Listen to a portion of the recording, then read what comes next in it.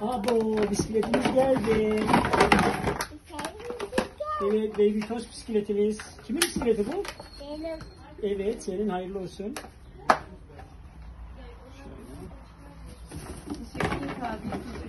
Ben de ona teşekkür ederim. Çünkü buraya kadar bizim ziyaretimize gelmiş oldu.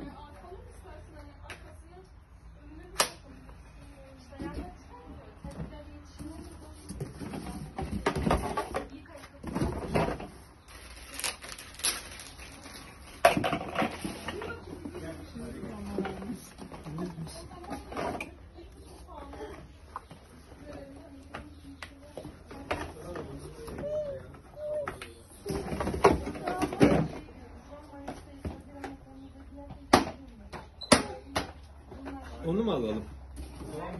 Tamam, onu alalım.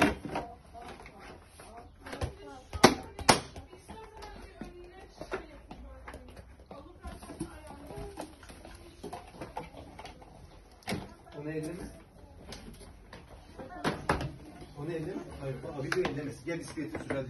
Gel bisikleti sür. Gel. Gel sür.